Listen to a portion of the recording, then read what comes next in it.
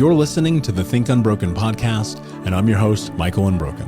I'm an author, speaker, coach, and advocate for adult survivors of childhood trauma and abuse. In this podcast, you will learn how to transform your trauma into triumph, turn breakdowns into breakthroughs, and go from victim to being the hero of your own story. You can learn more at thinkunbrokenpodcast.com, and of course, check us out on Apple Podcasts and Spotify at Think Unbroken Podcast. When you're in this window, and I know more in depth of your story from reading your book of just those massive struggles, like working at Olive Garden, knocking doors, doing that lifestyle, like what were you learning? If you like rewind and put your brain into like a decade ago, 5 years ago, 7 years ago, like what were you learning about yourself in those moments of struggle? Yeah, I mean, I think I just learned that I honestly felt like I just had more mental fortitude than most people. I think what I went through, like getting to that kind of financial success, is that most people are not willing, I think, to go through that. I learned a lot about myself but I think also it's because I'm insecure. I mean, the whole reason I wouldn't is not because I didn't want to quit. It's because I wouldn't quit, because I was so embarrassed if I had to go back and basically let people see that because to that point, I hadn't failed at anything. I mean, even the NFL, yeah, that didn't work out, but I felt like it was a little outside my control based on my injuries. Like I could not stay healthy. I got in college. I did not get to get on the field for a single college down because I was literally always hurt, always. And so I guess, I don't know, I guess in that point, I don't know how you feel about your journey, but I felt when I started getting into this business, I was like, man, if I struggled that much and I have this level of mental fortitude, which I think is in the top 1%, I can only imagine how other people feel. And it became apparent to me why a lot of people quit. It became apparent to me why a lot of people aren't successful, not because they're not special, but because they're not willing to push through the pain. Cause it sucks, dude. I mean, I just remember I didn't date. I was embarrassed to hang out with girls because of my car. I couldn't afford stuff. I mean, Olive Garden paid me $100 a day. I would go on a date with a girl and blow the cash on a date. And I was like, man, I don't want to do that anymore. I was working 16, 18 hours a day with no result. I mean, I would work half a day and then come home and work dead tired, and it wouldn't work. And so when 2 years doesn't sound long, but when you're working every day of the week, 18 hours a day, and you rarely take breaks, it just feels like the end of the world. And it doesn't feel good, and your self-esteem's low. People ask you what you're doing. Oh, I have a business. And they're like, well, you're working at Olive Garden. How's that going? Not going great. So I don't know if that's the answer you're looking for, but I guess I learned a lot about myself and my mental fortitude. And when I finally did hit success, that did a lot for me, because I realized I was like, you know what? Like, as long as I don't quit, even if I'm not the smartest person, even if I make mistakes, like I will get there. And I'm lucky I had a mentor who kind of like kept pushing me, because I called him 4 to 5 times over that 2 years. I almost quit. And he just would talk me off the ledge. And it's crazy, because I was on a podcast the other day and I said, dude, the difference in opportunity cost is about $49.6 million, because that's what I would have made in my engineering job, is about 400 G's. And I've done close to 50. And it's not all about money. That's part of why we're on this show. But I mean, that kind of stuff's crazy. And I think people do that all the time, where they make these decisions that they have no idea the lasting impact, and they'll never know. And that's scary to me, because anyways, so. No, yeah, I love that. No. Take the space, please, because this is what this is about. I think about so often the difference between success and failure in pretty much everything in life is just timeline. A couple years ago, Grant Cardone, who I know that he invested into Think Unbroken. So he's a business partner, right? And he tells me something really important, dude. He goes, look, man, the only time you ever lose is if you quit. And I'll tell you this, building the business, like the podcast, obviously this is about value. This is about helping people and changing their lives. But I don't know about you, dude. I've never listened to a podcast that ever changed my life like entirely. I've always had to get the book or go to the coaching session, join the seminar, do whatever the next thing was from these people that I look up to that mentor me. And I think that a big part of it is just the willingness that I've discovered that I'm just not going to quit. Like, I'm just not going to stop. And I think that a lot of that comes with the resiliency of maybe just the suffering that I endured as a kid. Like it's hard to grow up Mormon and poor and biracial, right? And so, being in that boat made me just go for a long time. And I don't know if you related to this, but for a long time, dude, I just hated people. And I was like, I'm going to go on my own. I'm going to figure it out. Nobody's going to help me because I don't love or trust anyone. And then I realized, like, one of the most empirical truths of life is that you have to have mentorship. You have to have community. You have to have coaches and partners and friends and family and love, because without those things, like, nothing's going to be different.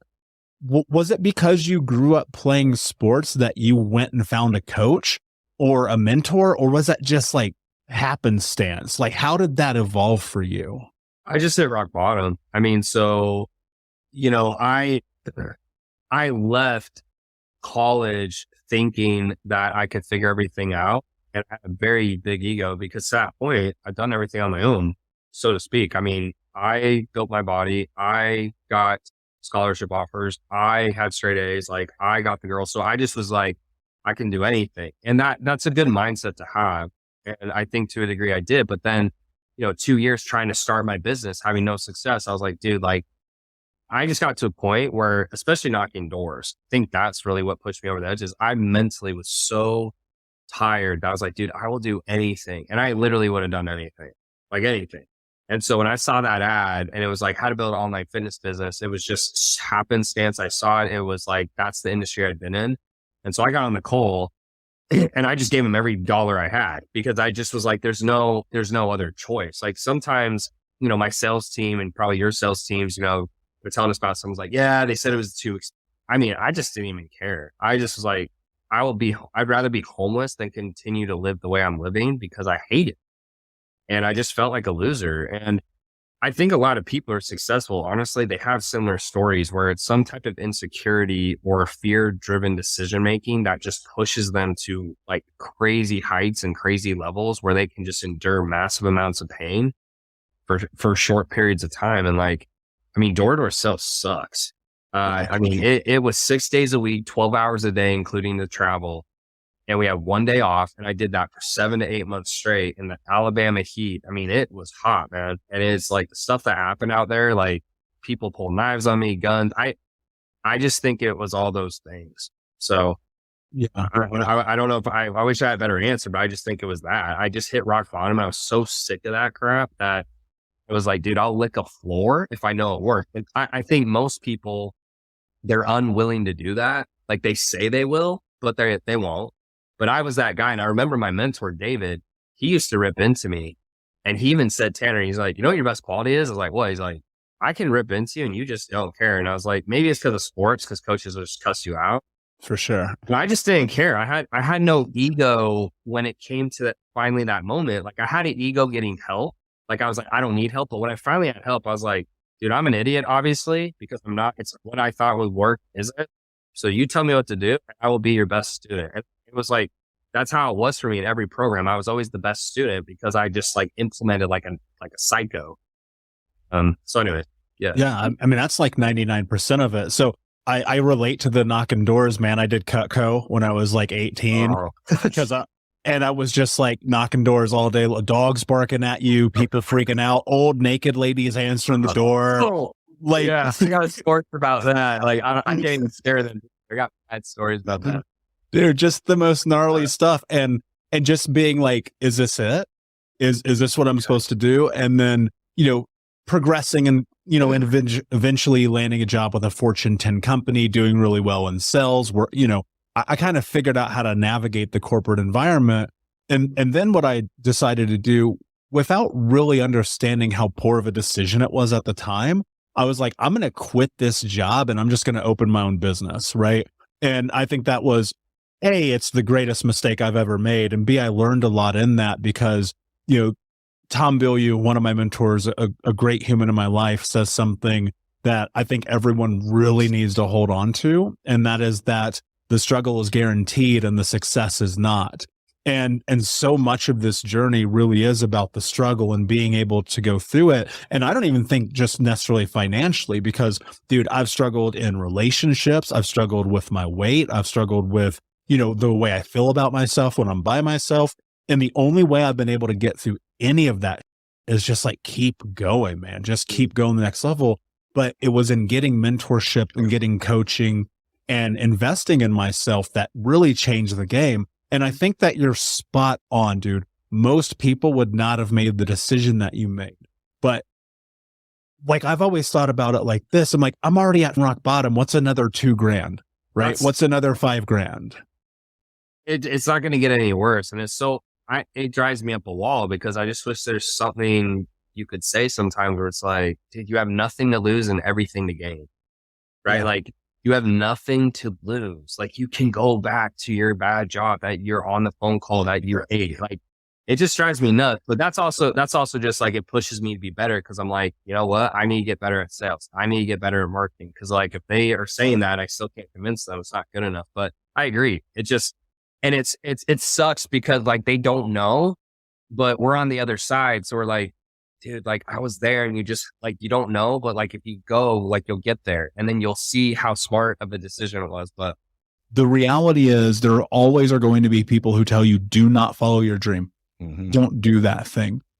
How do you do it anyway, John? Because there are people right now and they're like, man, I got this dream, not even about entrepreneurship or money, but I want to go do a dance class, or I want to go do jiu-jitsu or Muay Thai. And they're just like terrified to just follow the thing that is going to bring them joy. Like, how do you do it anyway, John? Yeah.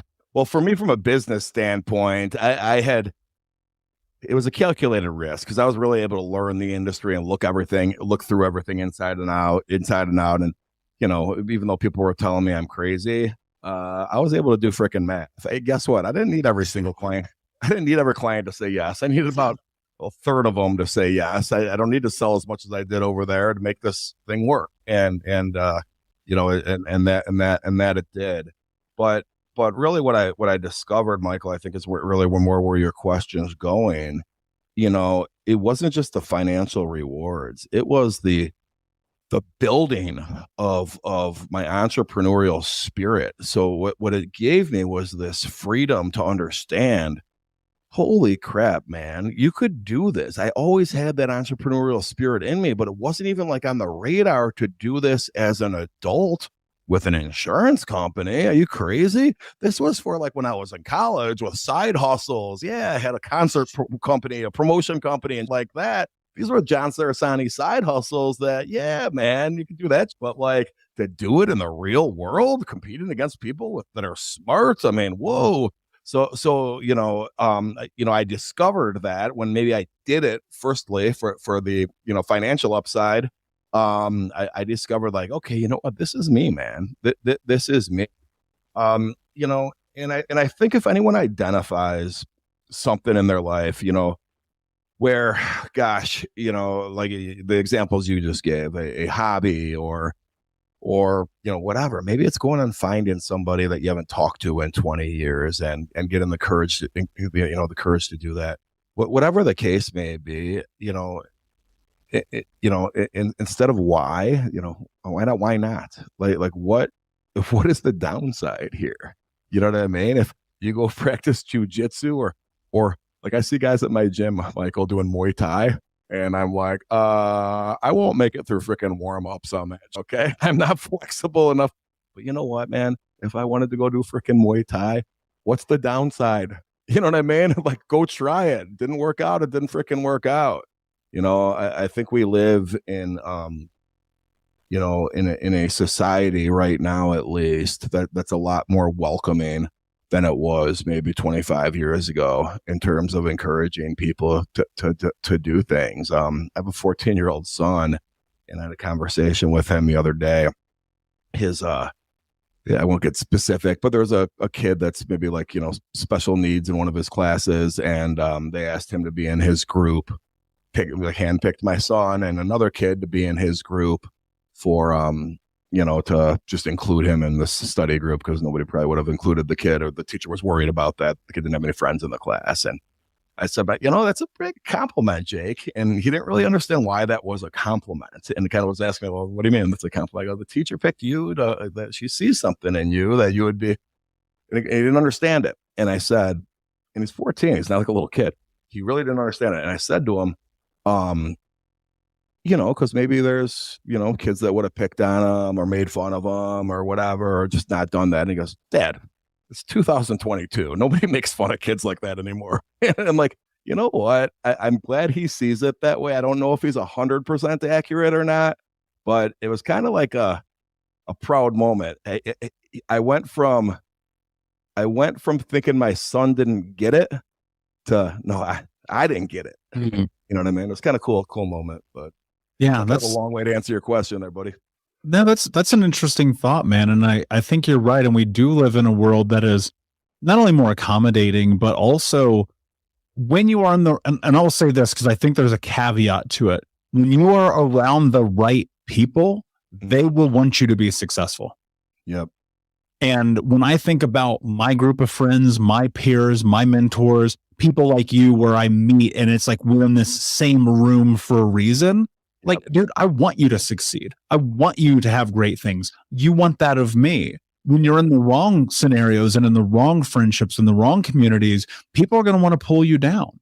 They're going to want to be like, hey, man, you better not do that. Or, hey, I tried this. It didn't work or this or that. And I think that that's one of the really interesting dichotomies of the time that we live, because on this one hand, yeah, you for sure have so much opportunity and so much potential in front of you. Yep. And on the other hand, it's like, if you are around the wrong people, you will never see it come to fruition because they're always going to be in your ear.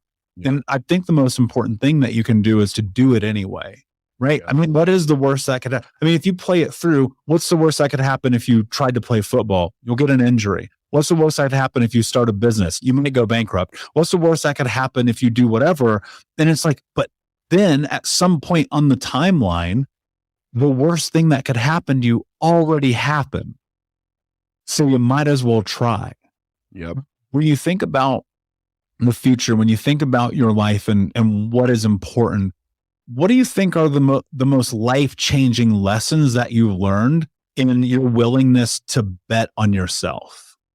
Hey, Unbroken Nation, we'll be right back to the show, but I wanted to let you know that you can grab a copy of my first book, Think Unbroken, Understanding and Overcoming Childhood Trauma, for free. If you go to book.thinkunbroken.com, you can download the PDF ebook version of the book and get everything that I know about the baseline of healing trauma for free, downloaded to your email right now. Just go to book.thinkunbroken.com to download your copy of Think Unbroken, Understanding and Overcoming Childhood Trauma for a PDF for your phone. Again, that is book.thinkunbroken.com.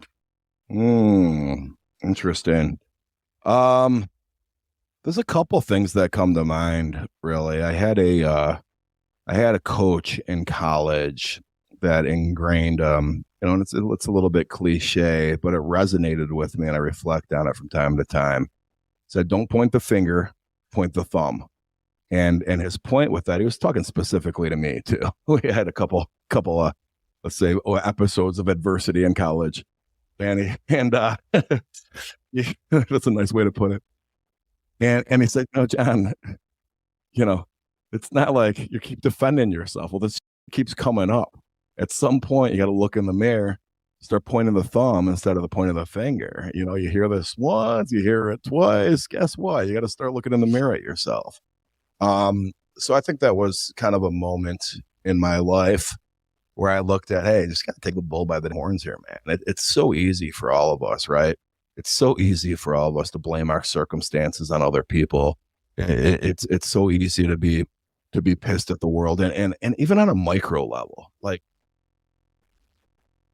you hear stories like yours, Michael, or you hear stories not even nearly as great as yours, but like a story like mine where I'm overcoming. Okay, I thought I was going to play in the NFL. Now I don't. Oh, I got to get a job. Okay, that's like a challenging time in your life, but like, to do something positive and not blame anyone, like in the smaller facets, the big ones like that, okay, let's draw attention to that. But like, I don't know, man. I don't like being around people that are constantly just like blaming everyone for their freaking situation. You know what I mean? Like, you know, I don't freaking like, oh, I was at this party and I freaking spilled wine all over this white couch. Well, they shouldn't have been serving red wine at their party with a white couch. That many people. You know what I mean? For real though, people would rethink. Totally. You know what I mean? I'm at a freaking party the other freaking day. It was my friends.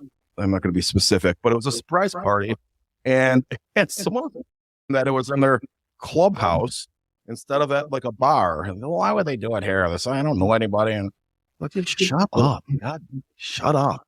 You know what I mean? It's just like, you know, I try my best to avoid stuff like that. You know, sometimes I'll find myself being in the middle of that too, and I'll try to have that self-awareness. Wait a minute, I'm participating in this. Pull yourself out. You know what I mean? Yeah.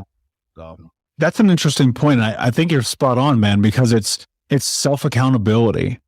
And I think that's a great lesson to learn, especially young while you're in college, but probably at any time, because there is truth. I mean, yeah, man, like life is hard sometimes. Yeah. Like life will kick you while you are down, and it will rain on your parade, and it will feel insurmountable. Yeah. But what's interesting is like, I'll rewind some scenarios. I'll look at what is happening. I'll just sit back and I'll pause with it. Right. And I'll just ask myself, what is actually happening right now? Right. Is this as bad as I'm portraying it to be? Did I play a role in this? John, 99% of the time I did. And then what can I do about it? Yeah. What can I do about it? And I think accountability is such an important lesson in life, because it pointing the finger is so simple.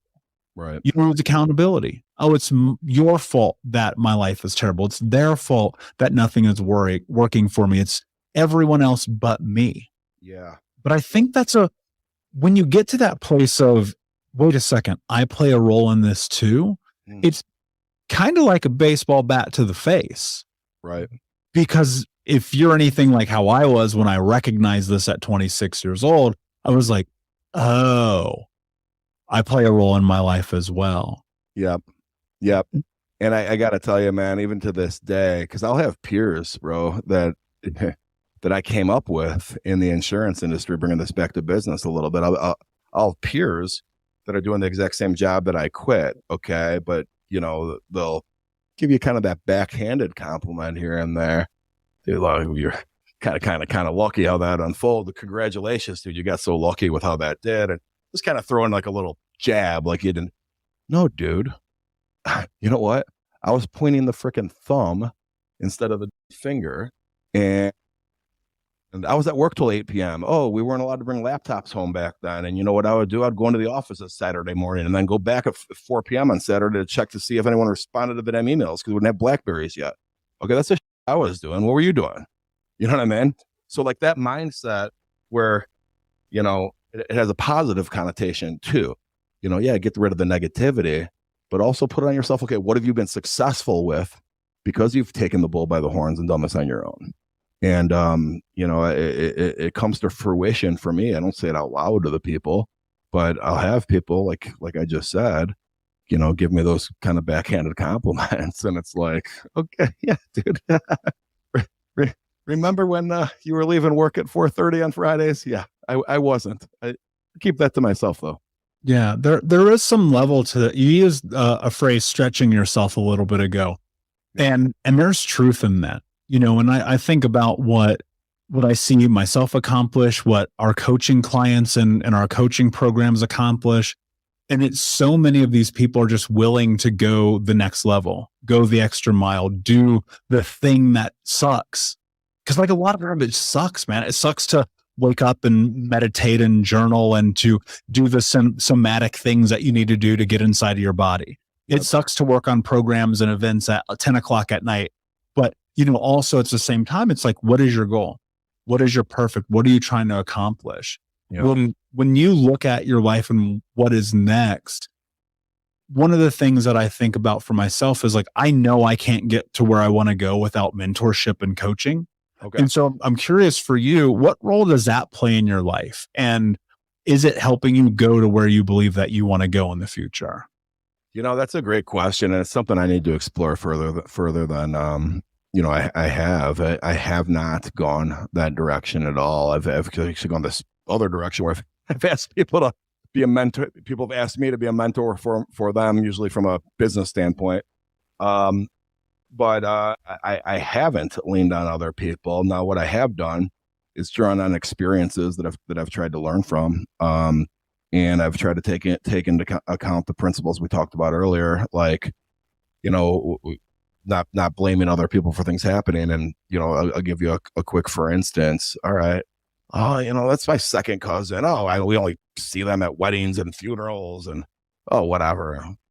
Well, have you invited them to dinner? They haven't invited you to dinner either. When have you invited them? You know what I mean? Like take that kind of role. Hey, this is family. This is someone that's important to me.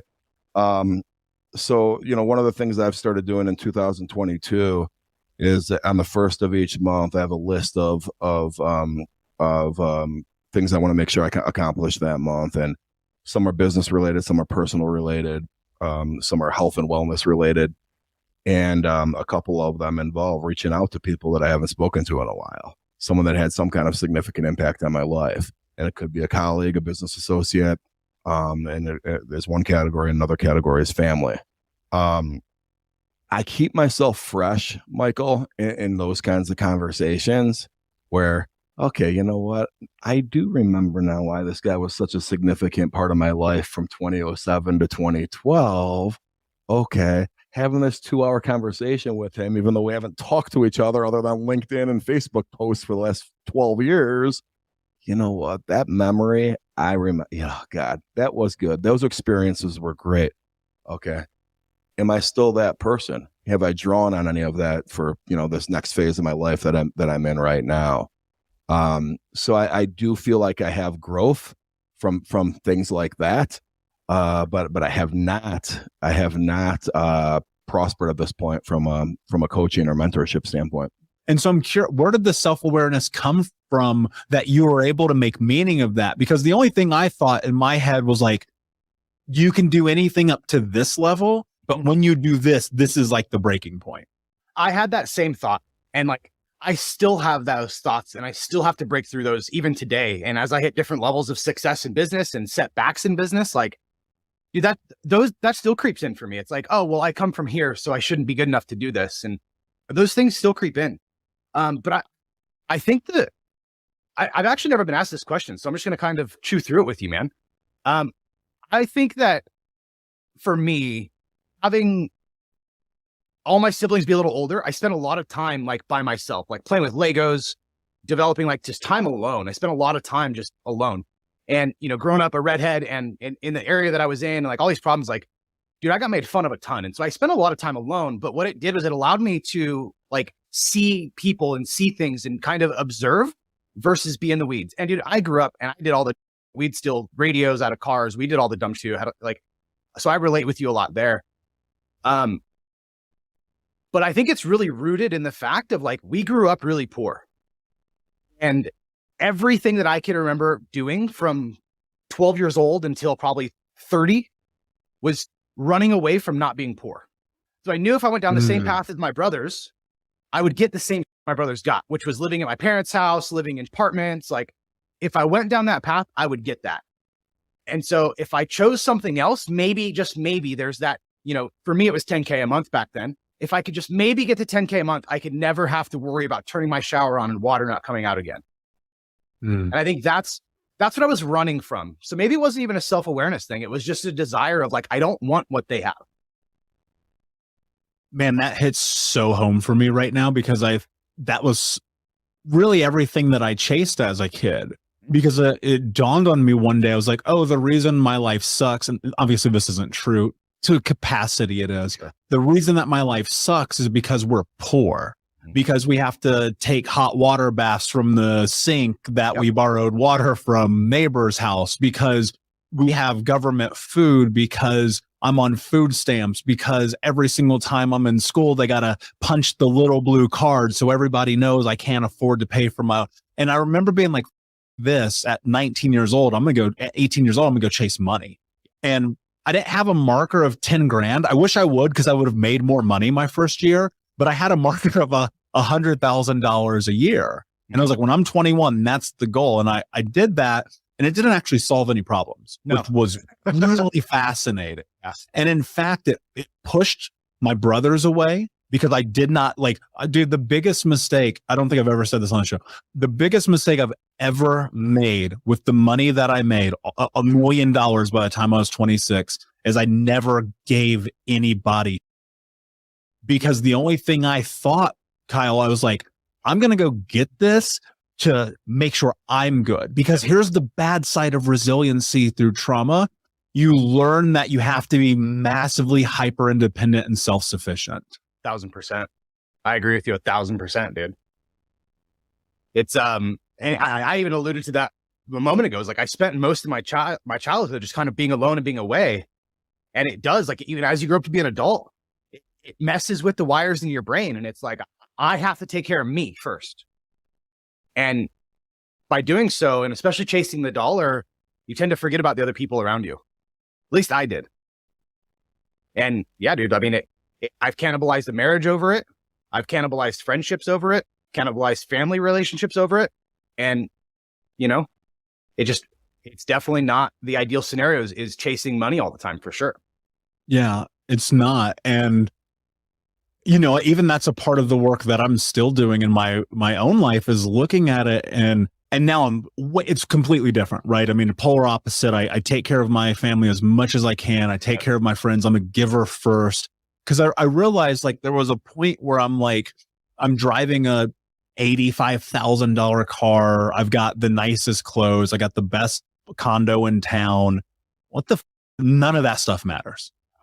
Doesn't matter at all. Yeah, it doesn't, dude. I remember, and, you know, we're always still growing. We're always still learning. You know, we live in a decent, really nice house. Can't even say decent. Like, compared to where I grew up, like, we live in a baller house. We drive baller cars, right? But the level, like, you start to, it's like getting fat, right? Like, you just kind of slowly get there sometimes. And you wake up one day and it's like, I have all this cool, and you're still upset. You're still kind of bitter. You're still a little frustrated. And like, dude, I can go out and get my Audi right now and go zip around. Like, 17-year-old version of me would not believe the life I live today. Mm. And it's like, it's just that dynamic, but we also kind of take it for granted. 33-year-old me is pissed that I'm not living a different life.